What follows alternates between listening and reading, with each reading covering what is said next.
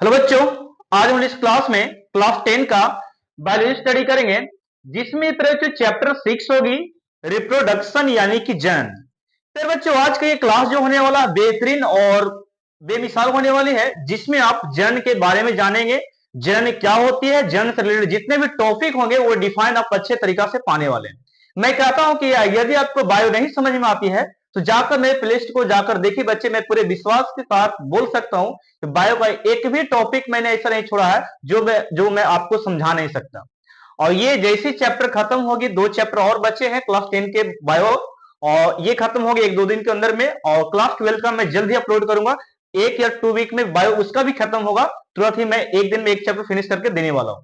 तो बिल्कुल घबराइएगा मत, आपका सारा वीडियो अपलोड होने वाला है तुरंत ही। और मैथमेटिक्स का 12th की बात करते हैं और 11th की बात करते हैं और 10th की, तो वो कंटिन्यू चलेगी क्लास, वो चिंता मत कीजिएगा। और साइंस की बात मैं पूरा कवर करके मैं आपको देने वाला हूं, फिजिक्स केमिस्ट्री 10 का भी और 12th का भी। और फिर बच्चों सबसे खासियत ये है कि ये चैप्टर जो है जनरल आपका, ये कई टीचर इस चैप्टर को पढ़ाने से लज्जा महसूस करते हैं, यानी कि पढ़ाते नहीं, इस चैप्टर को स्किप कर दिया जाता है। जो मेन मेन टॉपिक होता है उसे स्किप कर दिया जाता है। तो मैं उन सभी टीचरों से गुजारिश करता हूं कि बच्चों का ये भविष्य की सवाल है, और आगे जो स्टेप इन लोग को आने वाला है स्टेज की, तो ये सब टॉपिक को रखने वाली नहीं है, बताने वाली कि आगे चल के क्या हानि इस चैप्टर से होगी, क्या हम लोग समझ सकते हैं, क्या सीख सकते हैं इस चैप्टर से। ये बातों को आपको सभी टीचर को बताना जरूरी है। जो कि और भी टीचर हैं बताए हैं, लेकिन कई ट्यूशन मैंने देखा है इस चैप्टर को स्किप कर दिया जाता है, लेकिन ऐसा नहीं होना चाहिए। तो फिर बच्चों आज का हम लोग चैप्टर स्टार्ट करें, जनन यानी कि रिप्रोडक्शन होती क्या है। सबसे पहले हम लोग उसे जानते हैं। तो मैं यहां पे लिखता हूं फिर बच्चों कि जनन यानी कि रिप्रोडक्शन है क्या। तो मैंने यहां पे लिखा जनन। तो फिर बच्चों जनन को आप लोग इंग्लिश में बोलते हैं रिप्रोडक्शन। और रिप्रोडक्शन क्या है, व्हाट इज रिप्रोडक्शन, सबसे पहले हम उसकी बात करते हैं। जैसे कि मैं यहां पे लिखता हूं, इसकी बात करते हैं, तो इसे आप लोग इंग्लिश में रिप्रोडक्शन कहते हैं बाबू। रिप्रोडक्शन इसे आप बोलते हैं, ठीक है। अब एक बात मैं आपसे पूछता हूं कि सर रिप्रोडक्शन यानी कि जनन है क्या। तो सिंपल भाषा में ये क्या होता है कि जीवों में अपनी संख्या वृद्धि करते हैं, अपने ही जैसे संतान की उत्पत्ति करते हैं और संख्या वृद्धि करते हैं, यही बात को हम लोग बोलते हैं जनन। अब सर इतना आम बात है, बोल दिया डिफिनेशन, तो फिर बच्चों जनन का डिफिनेशन अलग तरीके से शुद्ध आप लोग दे सकते हैं। जैसे कि मैं इसको नाम देता हूं जन, जो एक तरह से प्रक्रम है और एक तरह से प्रक्रिया भी इसको आप बोल सकते हैं। तो मैं डिफिनेशन बताता हूं, परिभाषा आप लोग लिखिएगा। जैसे कि मैं यहां पे लिखता हूं फिर बच्चों परिभाषा, ठीक है। परिभाषा की मैं बात करता हूं फिर बच्चों, तो बिल्कुल इजी है। तो लिखेगा कि जीव जीव जिस प्रक्रिया द्वारा जीव अपनी संख्या में वृद्धि करता है उसे जनन कहा जाता है। या फिर बच्चों दूसरे तरीका से भी दे सकते हैं, वह प्रक्रम या वैसा प्रक्रम जिसमें जीव अपनी संख्या में वृद्धि करता है, विकास करता है, उसे हम लोग जनन कहते हैं। डिफिनेशन आप कई तरीका से लिख सकते हैं। और फिर बच्चों इस टॉपिक को समझने के लिए मैं पूरा चैप्टर को डिफाइन करने वाला हूं, वेट अ मिनट, ठीक है। चलिए अब यहां पे इसकी थोड़ा सा मैं बात करता हूं, तो जनन के आप लोग टाइप भी यहां पे स्टडी करेंगे पूरे विस्तार से आप लोग यहां पे। तो मैं यहां पे लिखता हूं जनन के प्रकार। मेरे बच्चे जनन के क्या मैंने लिखा, प्रकार। तो जनन के 2 टाइप होते हैं, एक आपका अलैंगिक होता है, दूसरा आपका लैंगिक होता है, जिसे आप असेक्सुअल एंड सेक्सुअल रिप्रोडक्शन कहते हैं। तो मैं यहां पे इसके पहले पार्ट की बात करता हूं। तो पहला पार्ट इसका है बच्चों असेक्सुअल, मैं आपको पढ़ाने वाला हूं असेक्सुअल। असेक्सुअल रिप्रोडक्शन बच्चे, asexual reproduction, reproduction my dear, ठीक है। चलिए अब यहां पे ये वाला को हम लोग हिंदी में क्या बोलते हैं, तो इसे हम लोग अलैंगिक जनन का नाम देते हैं। इसे मैंने नाम दिया अलैंगिक जनन, अलैंगिक जनन, ठीक है। अलैंगिक जनन इसे बोला जाता है। ये बात आप लोग समझिएगा, मैं एक एक करके डिफाइन करने वाला कि यही 2 टॉपिक है जो आपको पढ़ना है ये पूरे चैप्टर में, ठीक है। इसके दूसरे भाग की मैं बात करता हूं, तो इसका दूसरा पार्ट का नाम है सेक्सुअल रिप्रोडक्शन, सेक्सुअल रिप्रोडक्शन, ठीक है, रिप्रोडक्शन, ओके। अब इसे हम लोग हिंदी में क्या बोलते हैं बच्चों, तो इसे हम लोग हिंदी में बोलते हैं लैंगिक जनन, लैंगिक जनन इसे बोला जाता है। अब आप लोग के सामने मैं इसका एक एक बात को मैं रखता हूं। जैसे कि फिर बच्चों अलैंगिक जनन की बात करते हैं, असेक्सुअल रिप्रोडक्शन की बात करते हैं, तो दोस्तों यहां पे असेक्सुअल आप उसे बोल सकते हैं जिसमें नर एवं मादा भाग नहीं लेते हैं, यानी कि अंडाणु और शुक्राणु जिसमें भाग नहीं लेते हैं, उसे हम लोग असेक्सुअल रिप्रोडक्शन कहते हैं, अर्थात हम लोग अलैंगिक जनन भी कह सकते हैं। तो इसमें क्या लिखना है, इसमें मेरे बच्चों, इसमें आप ये लिखिएगा कि सर इसमें शुक्राणु शुक्राणु एवं अंडाणु भाग नहीं लेते, अर्थात ऐसे बोल सकते हैं जनन की वह प्रक्रिया या जनन की वह विधि जिसमें नर एवं मादा भाग नहीं लेता है, नर एवं मादा भाग नहीं लेता है, उसे हम लोग अलैंगिक जनन कहते हैं। फिर बच्चों इसमें भाग क्या करता, नहीं लेते हैं, ठीक है, भाग नहीं लेते, याद रखिए, ओके ना। चलिए, तो इसे आप क्या बोलिएगा, अलैंगिक जनन बोलिएगा। इसके दूसरे पार्ट की बात करते हैं, तो इसमें फिर बच्चों इसमें लिखेगा कि नर एवं मादा यानी कि मेल और फीमेल भाग लेती है, शुक्राणु या अंडाणु भाग लेती है, उसे सेक्सुअल यानी कि लैंगिक जनन कहा जाता है। डिफिनेशन कैसे लिखेगा, जनन की वह विधि जिसमें नर और मादा लिंग भाग लेते हैं, उसे लैंगिक जनन कहा जाता है। इसे थोड़ा सा डीपली में यहां पे चले तो मैं बताता हूं फिर बच्चों, जैसे कि क्या होता है, मैं यहां पे लिख देता हूं, ठीक है ना, ये वाला पार्ट को मैं यहां पे लिखता हूं। यहां पे मैं बात करता हूं, जैसे कि ये आपका मेल हो गया, ठीक है, और ये आपका फीमेल है बच्चों।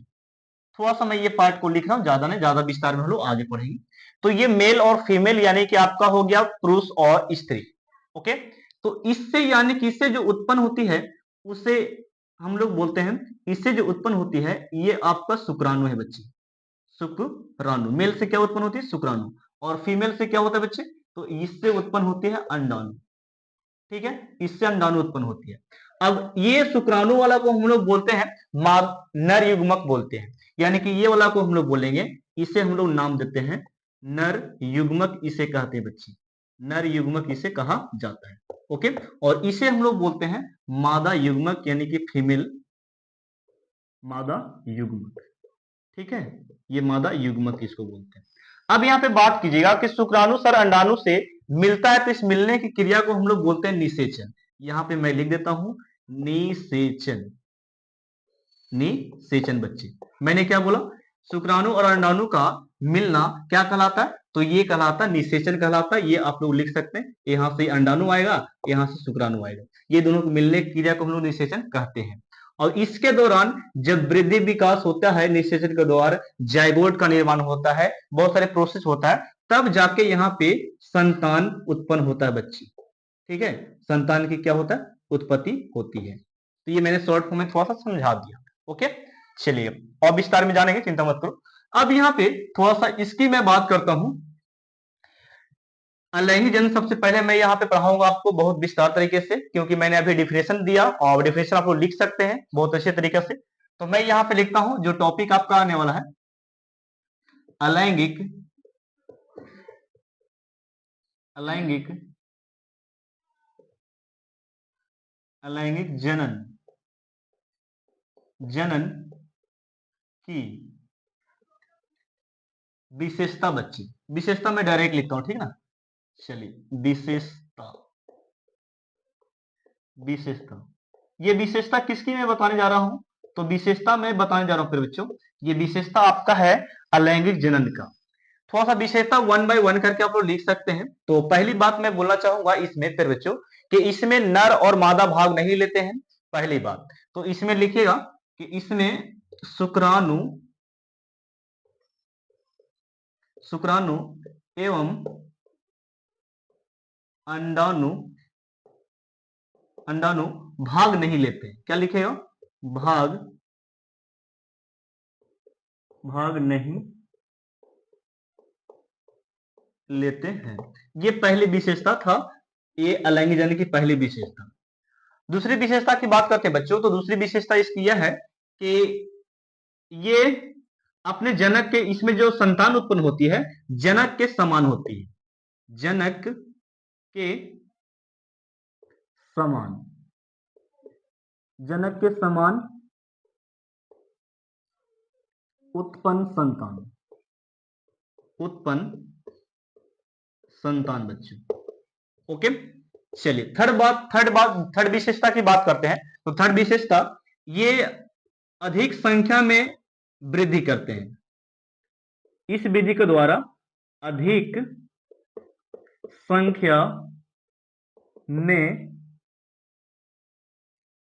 संख्या में वृद्धि,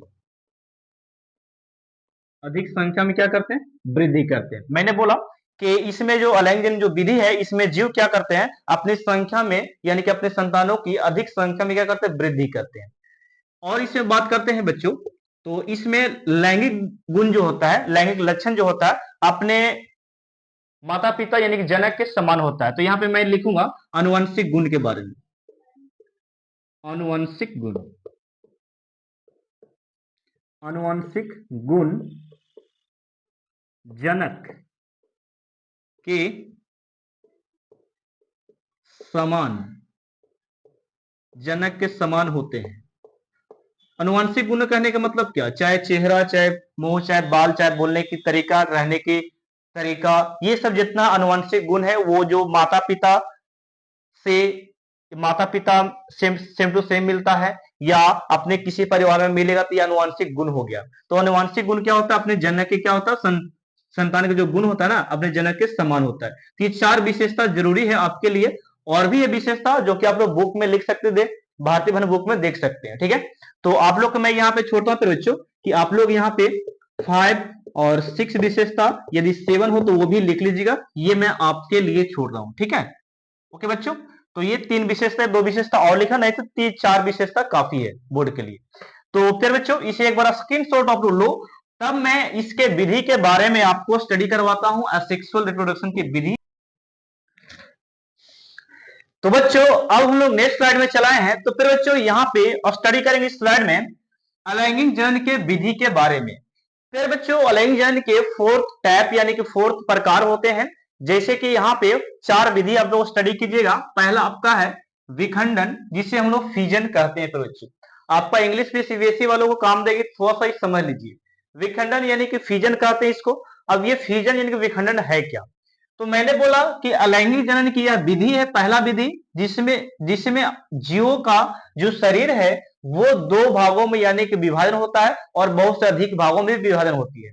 तो इसका डिफिनेशन मैंने लिखा था बच्चों कि अलैंगिक जनन की वह विधि जिसमें जीवों का शरीर 2 या 2 से अधिक भागों में बढ़ता है, उसे विखंडन कहा जाता है। बच्चों इस तरीके से आप डिफिनेशन को लिख सकते हैं। जैसे मैंने यहाँ पे लिखा, जीवाणु और पैरामीशियम है, अमीबा है, ईस्ट है, यूग्लिना है। ये सारे जीवों का शरीर जो है बहुत सारे अधिक भागों में बटेगा, टूटेगा, या फिर बच्चों 2 भागों में टूटेगा। तो हम लोग इस विधि का नाम हम लोग क्या देंगे, विखंडन विधि कहते हैं। क्या बोलते हैं, विखंडन। और विखंडन जो है 2 प्रकार से हम लोग स्टडी करने वाले। कितने प्रकार से, 2 प्रकार से। तो बच्चों पहला जो आपका है द्विखंडन, और सेकंड में आपका होने वाला है बहुखंडन, जिसे आपको बाइनरी कह सकते हैं, एंड देन आपका मल्टीपल फिजन भी बोल सकते हैं।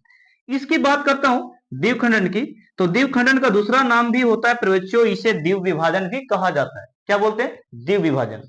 तो द्विव का मतलब होता है 2, विभाजन का मतलब होता है बटना। यानी कि विखंडन की वह विधि या वैसा प्रकार या वह प्रकार जिसमें जीव का शरीर 2 भागों में विभाजित होता है, 2 भागों में बढ़ती है, उसे द्विखंडन या द्विव विभाजन कहा जाता है। ये परिभाषा आप लोग लिखते चलना कॉपी में, ठीक है।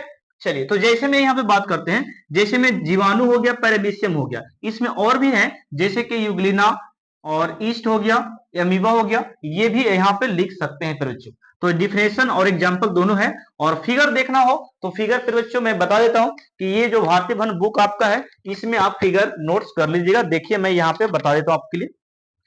देखिए जैसे कि अमीबा के यहाँ पे चित्र पार दिया है, ठीक है। यहाँ पे केंद्र का विभाजन हो रही है इस प्रकार। तो मैं एक बात और इसमें द्विव विभाजन में बोलता हूं कि इसमें क्या होता है बच्चों, द्विव विभाजन में या द्विव खंडन में बोल सकते हैं। इसमें क्या होता है, जो केंद्र होता है, मान लेते हैं कि ये केंद्र है, तो ये केंद्र, ये जो केंद्र है, ये वाला बीच वाला, ये केंद्र 2 भागों में इस प्रकार विभाजन होगी, इस तरफ एक और एक इस तरफ विभाजन होगी। यानी कहने का मतलब ये केंद्र इस प्रकार लंबा होगा, ये एक इस तरफ जाएगा, देखिए इस प्रकार, ये केंद्र देखो, एक इस तरफ बढ़ जाएगा, अब एक इस तरफ बढ़ जाएगा, तो इसको हो गया द्विविभाजन, यानी केंद्र का द्विविभाजन होता है, तब जाकर दो शरीर यानी कि दो जीव का निर्माण होता है, और इसे हम लोग द्विविभाजन का नाम देते हैं। और फिर बच्चों आपसे पूछेगा कि विखंडन में कौन सा विभाजन होता है, तो इसमें समसूत्री विभाजन होता है, या इसे हम असमसूत्री विभाजन भी कहते हैं बच्चे। इसमें क्या दो विभाजन होती है, समसूत्री और विषम सूत्री भी, सॉरी असमसूत्री भी विभाजन होती है, याद रखिएगा, ऑब्जेक्टिव आपका आएगा। तो यहां पे देखते हैं बहुखंडन, या इसी को हम लोग दूसरा नाम से जानते हैं बहुविभाजन भी इसे कहा जाता है। फिर बच्चों बहुखंडन या बहुविभाजन है क्या, उसी जगह देखिएगा, तो बहुखंडन आप उसे बोल सकते हैं विखंडन का वह प्रकार, वैसा प्रकार जिसमें जीव का शरीर बहुत सारे भागों में बढ़ जाती है, उसे बहुखंडन कहा जाता है। जैसे एग्जांपल है अमीबा की और प्लाज्मोडियम की, तो ये आपका बहुखंडन में आएगा बच्चों। ओके, तो ये था, इसका चित्र भी आप लोग देख सकते हैं जाकर। अब यहाँ पे बात करते हैं नए टॉपिक कुछ सीखने के लिए आपको मिलेगा, तो ये आपका पुट्टी या सिस्ट है क्या, वो जरा देगी। तो शैवाल आप लोग देखे हो जिसे हम लोग काई का नाम देते हैं, एल्गी भी शैवाल को बोला जाता है। तो मैंने क्या बोला, काई भी बोल सकते हैं, एल्गी भी बोलेगा, शैवाल भी बोलेगा। तो यहाँ पे मैंने लिखा फिर बच्चों कि निम्न कोटि के शैवाल के शरीर के चारों ओर कड़ी भित्ति का निर्माण होता है, कड़ी भित्ति का निर्माण होता है। मैं फिर से रिपीट कर रहा हूं बच्चों, यहाँ पे देखिएगा, मैंने ये बोला कि निम्न कोटि शैवाल के शरीर के चारों ओर एक कड़ी भित्ति का निर्माण होती है, जिसे पुट्टी या शिष्ट कहा जाता है। यानी कि शैवाल जो होगा, शैवाल के चारों ओर एक पुट्टी का आवरण, इस प्रकार मान लेते ये शैवाल है, इसके चारों ओर इस प्रकार जो ये कड़ा आवरण होगा ना, ये कड़ा आवरण जो होगा, इसी आवरण को हम लोग बोलेंगे क्या, तो पुट्टी या शिष्ट कहते हैं बच्चे। काई के चारों ओर जो आवरण होगा, कड़ा भित्ति जो होगा, वो उसको हम लोग शिष्ट का शिष्ट कहते हैं, यानी कि पुट्टी भी कहा जाता है। चलिए ये बात हो गया। अब यहाँ पे जरा बात थोड़ा सा समझिएगा बच्चों, कि अभी मैंने बताया द्विखंडन और बहुविभाजन या बहुखंडन मैंने बताया, तो क्या ये दोनों विधि के द्वारा जीव का निर्माण नहीं हुआ, तो हुआ बच्चे, विखंडन से भी जीव का निर्माण हुआ, सॉरी द्विखंडन से भी हुआ और बहुखंडन से भी हुआ, यानी कि बहुविभाजन से भी और विभाजन से भी ये जीव का शरीर का निर्माण हुआ बच्चे, नए जीव का निर्माण हुआ। तो जो नया जीव का निर्माण हुआ, उस नए जीव को हम लोग बोलते हैं अनुजात। क्या बोलते हैं, अनुजात। यानी कि मैंने लिखा है विखंडन के विधि से उत्पन्न संतान को हम लोग अनुजात कहते हैं। जो विखंडन की विधि से जो संतान उत्पन्न हुई है, उसे हम लोग विखंडन कहते हैं, सॉरी अनुजात कहते हैं। फिर बच्चों क्या बोलते हैं, अनुजात। तो आप लोग लिखते चलेगा। अब यहाँ पे बात को समझिए, यहाँ पे मैंने लिखा मुकुलन। मुकुलन को इंग्लिश में आप बडिंग भी कह सकते हैं। What is budding, what is a मुकुलन। तो फिर बच्चों कई कई देखते होंगे आलू में, या कई फलों में, या कई सब्जियों में देखे होंगे, उसमें फूटना, उसका भाग फूटना स्टार्ट होता है। फूटने का मतलब समझते हैं, कली निकलता है, कली निकलता है, तो वो जो कली निकलता है उसी को हम लोग मुकुलन कहते हैं। क्या बोलते हैं, मुकुलन। मैंने चित्र में दिखाया, जरा देखिएगा। जैसे कि मैंने लिखा कि जनक के शरीर से कलिका फूटने या प्रवर्धन निकलते हैं, यानी कि ये जो विधि है, ये सेकंड विधि है बच्चों। ये विधि क्या, सेकंड। तो ऐसे बोलेगा अलैंगिक जनन की वह विधि जिसमें जनक के शरीर से कलिका फूटने या प्रवर्धन निकलती है, उस विधि को हम लोग मुकुलन कहते हैं। मैं फिर से रिपीट करता हूं, अलैंगिक जनन की वह विधि जिसमें जनक का शरीर से कलिका फूटने या प्रवर्धन निकलना शुरू होता है, उसे हम लोग मुकुलन कहते हैं या बडिंग कहते हैं। फिर बच्चों यह डिफिनेशन थी, परिभाषा। एग्जाम्पल की बात करते हैं, तो एग्जाम्पल आपका ईस्ट है बच्चों। ईस्ट एक अच्छा एग्जाम्पल यहाँ पे है, जो कि चित्र भी मैंने यहाँ पे दिखाया। ठीक है, चित्र आप लोग पढ़ सकते हैं। अब ये मुकुलन जो है दो टाइप से होती है। कितने टाइप से, दो तरह से, दो प्रकार से होती है। एक आपका एकोशिकीय मुकुलन होता है, दूसरा आपका बहुकोशिकीय मुकुलन होता है बच्चों। जैसे कि मैंने यहाँ पे लिख रखा है एकोशिकीय मुकुलन। तो एकोशिकीय मुकुलन है क्या, वो जरा समझते हैं। तो एकोशिकीय मुकुलन में बच्चों जीवों का जो शरीर है, जीवों का शरीर जो है, एक उसी के मुकुलन में क्या होता है, जीवों का शरीर जो होता है, इस प्रकार मुकुल निकलना स्टार्ट होता है, उसे एक उसी के मुकुलन कहा जाता है। यानी ऐसे बोल सकते हैं कि जब जीव का शरीर, यानी कि ईस्ट में जब मुकुल निकलना शुरू होता है, तो इस प्रक्रिया को, इस विधि को हम लोग क्या बोलते हैं, एक कोशिकीय मुकुलन कहा जाता है। और ये एक कोशिकीय जीव में होता है बच्चों। अब एक कोशिकीय जीव है कौन, तो ये आपका ईस्ट एक कोशिकीय आपका एग्जाम्पल है। ठीक है। नेक्स्ट आपका है बहुकोशिकीय। तो बहुकोशिकीय जरा देखिएगा, बहुकोशिकीय है क्या। तो बहुकोशिकीय में एक हाइड्रा आपका एग्जांपल आएगा। इसमें क्या होता है, जीव का शरीर जो होता है फूटना स्टार्ट होता है। देखिए यहाँ पे ये जो हाइड्रा का चित्र मैंने फर्स्ट मैंने यहाँ पे ड्रॉ किया है। तो इस चित्र में देखें तो एक जीव यहां से निकलना स्टार्ट हुआ है, एक जीव यहां से निकलना स्टार्ट हुआ। अब यही जीव थोड़ा सा देखो यहाँ पे बढ़ गया, इतना बड़ा हो गया। अब इतना बड़ा होने के दौरान एक समय ऐसा है कि ये वाला इससे टूट गया। तो ये जो है इसे हम लोग मुकुलन का नाम देंगे। ऐसे जो फूट गया है इसे भी मुकुलन का नाम देंगे। तो ये जब एक कोशिकीय जीव में होगा तो एक कोशिकीय मुकुलन, जब बहुकोशिकीय जीव में होगा तो बहुकोशिकीय मुकुलन होगा। जैसे कि ये आपका बहुकोशिकीय हाइड्रा हो गया और इस टाइप का एक कोशिकीय हो गया। ओके, चलिए तो फिगर ड्रॉ कर लीजिए। अब बात आती है अवखंडन या पूर्ण जनन, ये है क्या। तो अवखंडन का मतलब ही होता है टूटना, टूटकर नए जीव का निर्माण करना। अवखंडन का मतलब क्या होगा, टूटना। अब यहाँ पे पूर्ण जनन का मतलब क्या होता है, तो पूर्ण जनन का मतलब ये होता है कि टूटकर एक नए जीव का निर्माण कर देता है, टूटकर नए जीव का निर्माण करता है, उसे हम लोग अवखंडन या पूर्ण जनन कहते हैं बच्चों।